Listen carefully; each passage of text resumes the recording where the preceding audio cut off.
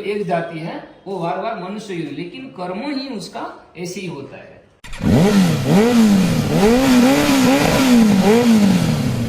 सो अभी हम नक्की झील की तरफ जा रहे थे, तो वहाँ पर तो पुलिस वाले ने रोक लिया और आगे आगे आगे की साइड आगे रोड तो वही है, तो अभी वहीं पर जाना पड़ेगा हमको। वन वे है अभी, वन वे है अभी, आना आना है, जाना नहीं है। और माउंट आबू को मार्केट है, देखो बहुत ही शानदार बने रहो, लग्जरी मार्केट।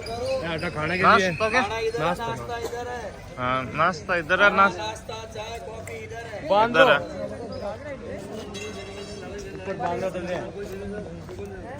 बांद्रा तो पहाड़ जंगल हो बेटा, बांद्रा तो मिले इन्हें चप्पल की दुकान है, आंटी जी चप्पल ले रहे हैं। मैं आ गया पहाड़ का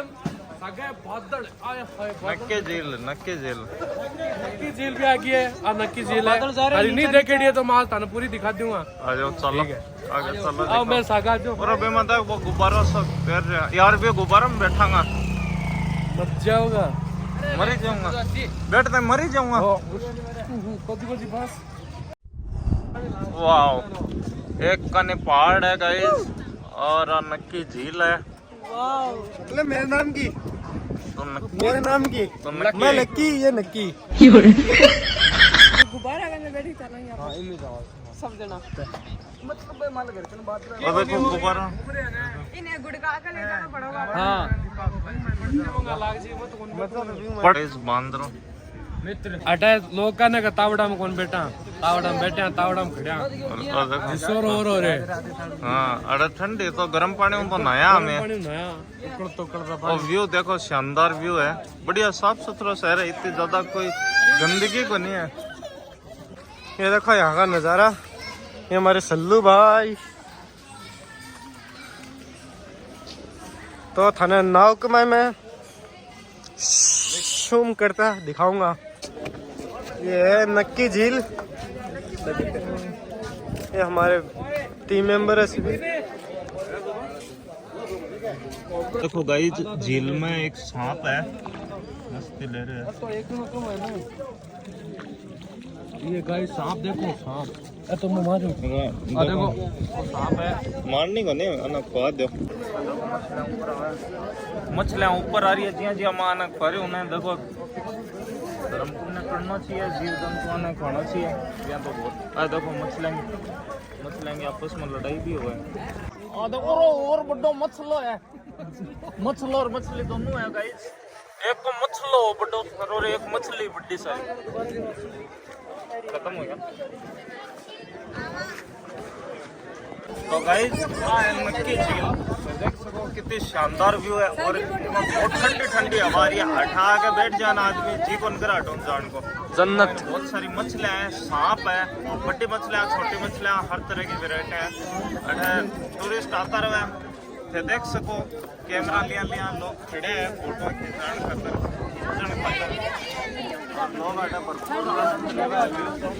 अड़ा बस एक खास बात है, मौसम को कुछ ही बेरो नहीं, 1 मिनट का महीना बारिश हो उसके 1 मिनट में फावड़ा निकल सके, मौसम को कोई भरोसा नहीं।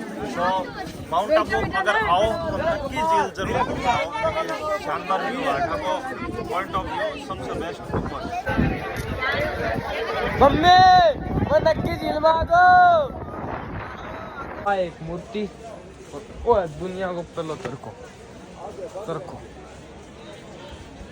तो गाइस, नक्की झील पर एक समस्या होगी, थाना पानी कोई बन पिया हो, वो पानी की बोतल बेचने को तरीको है टूरिस्ट प्लेस पर, तो पानी की बोतल ही थाना खरीदनी पड़ेगी। और अगर ते पानी की बोतल नहीं खरीदनी चाहो, थाना कम प्यास लगेगी है थे, या चाहो करनी मन तो फ्री में पानी पीना है, तो बैठे तो कोई पियाओगे को नहीं।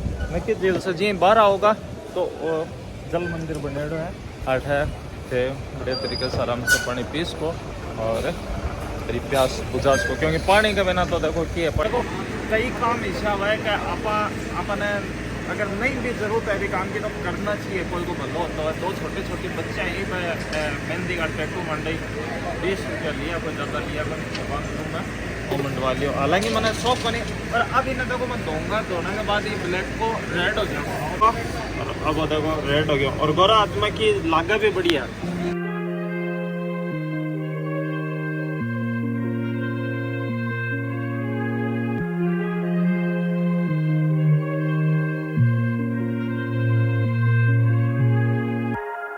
Dios me bendice y eso que no soy santa. Como arcángel gano dinero, no lo gasto. En la disco exploto miles, no sé ni cuánta. Solo con regalía Lidia estamos dando. Es que estoy caro, subí de precio caro. Como Jordan leyenda le puse directo al aro. Solo con las estrellas más brillantes me comparo. Estoy en la torre más alta guiándolos como un faro. Porque están perdidos.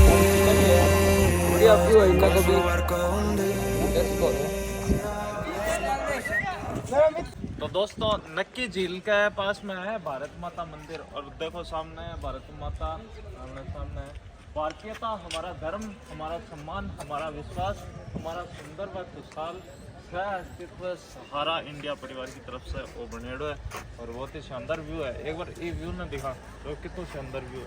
सामने पहाड़ है, महल है, झरना है, नदी है।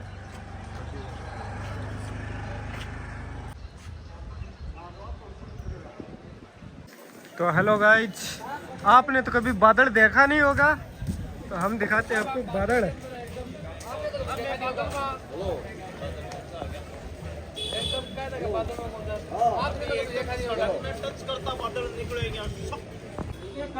थोड़ा सा नीचे होके देखो, आपका सामने ही है। नीचे लगा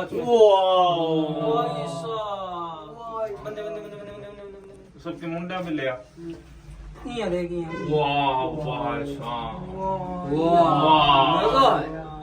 हर महादेव, हर हर महादेव।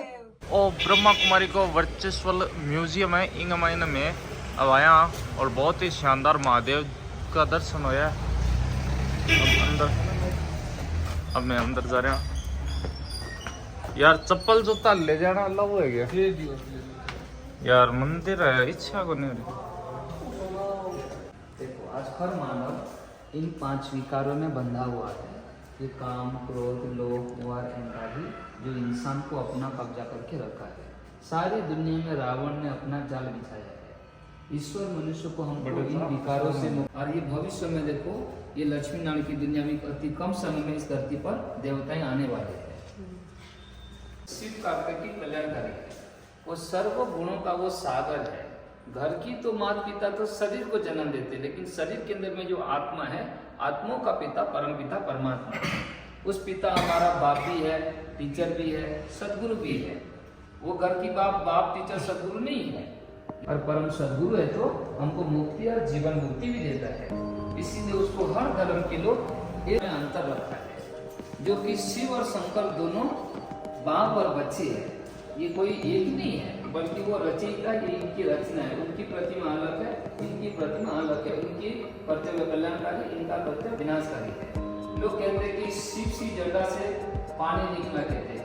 अभी कोई शिव की जटा से, कभी शिव की जटा से थोड़ी पानी आता है। वास्तव में तो शिव वही है और शंकर ही है। अभी शंकर की जटा से पानी कैसे आएगा?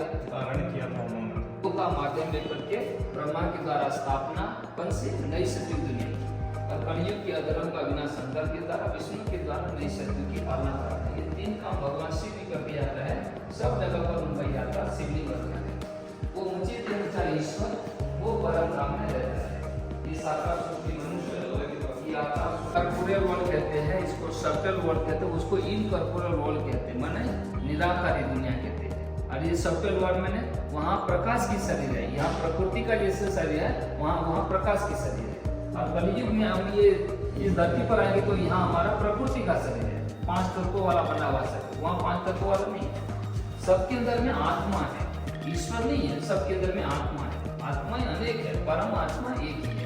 जो सभी आत्माओं का वो पिता, उसको परम पिता परमात्मा कहते हैं। रचना अनेक होते हैं, रचयिता एक ही होता है ईश्वर। देखो मनुष्य ने आकर के इन विकारों में आ चुका है। संसार में अति घोर पाप हो रही है, अति अन्याय हो रही है, अति अत्याचार और अति भ्रष्टाचार काम हो रही है। इसी को कलयुग को अंधकार कहते हैं। और भगवान कहते हैं मैं जब आता हूँ तो ये संसार में अति पाप होता है। और इसी पीरियड को ही कलयुग को अंधकार रात्रि कहते हैं। और उसी रात्रि में परमात्मा आकर के मनुष्य को इन विकारों से, अंधकार से मुक्त मानव को फिर हमको सत्य की तरफ ले जाता है। भगवान शिव ने ब्रह्मा के द्वारा भी मनुष्य को रच रही है। कहते ना कि भगवान ने सृष्टि रची, कब रचे? भगवान तभी सृष्टि रचता है जब साइकिल पूरा हो जाता है। जो सृष्टि रूपी नाटक जब पूरा हो जाता है फिर नई सृष्टि रचता है। और भगवान अभी जो मनुष्य सृष्टि रच रही है, आने वाले मनुष्य देवी देवता समान होंगे, उनको दैवी गुण वाले मनुष्य कहते हैं। है मनुष्य लेकिन दैवी गुण वाले है। यहाँ दिखा है कि मोटर को चलाता है ड्राइवर, तो शरीर को चलाने वाला आत्मा है। हर एक के अंदर में देखो आत्मा यहाँ रहता है।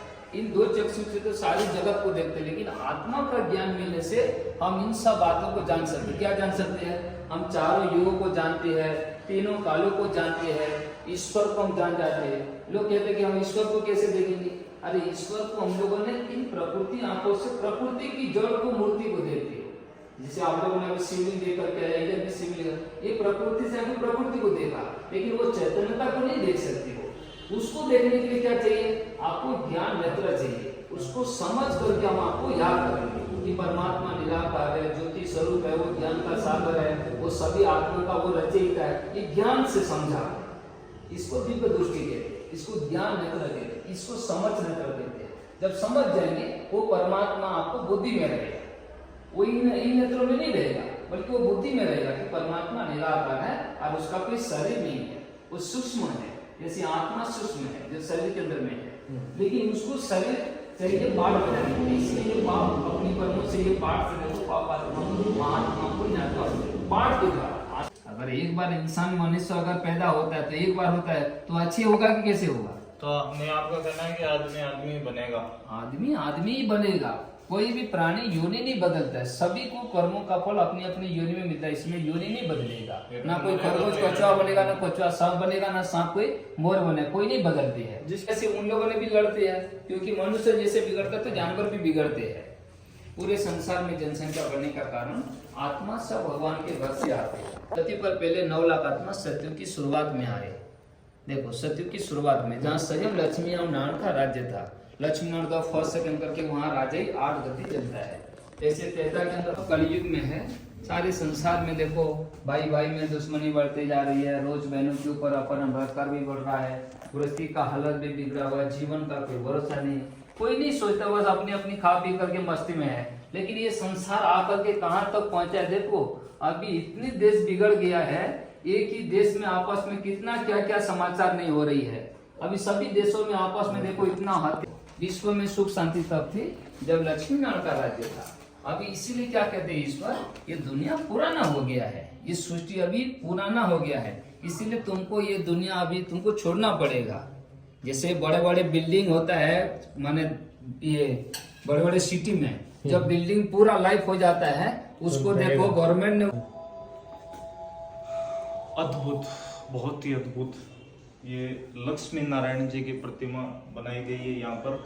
और ये एक म्यूजियम में खड़े हैं हम, माउंट आबू के एक शानदार म्यूजियम में खड़े हैं। यहाँ पे बहुत सारी कलाकृतियाँ हैं, लेकिन ये एकदम जीवंत लग रही है, इनको देखकर बस पूछो मत। और इधर भगवान श्री कृष्ण गोपियों के बीच में रास रचा है, ऐसा बहुत ही अद्भुत।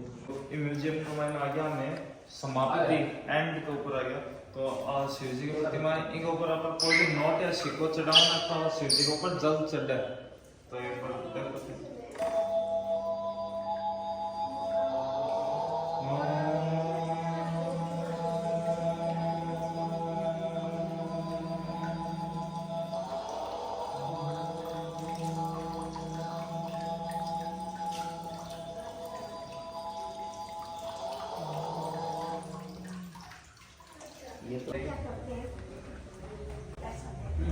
इसका अगर इस संस्था का हिस्ट्री पढ़ना है तो पढ़ सकते हाँ, संस्था का हिस्ट्री तो इसमें आएगा पूरा। 2 पार्ट है, फर्स्ट और सेकंड।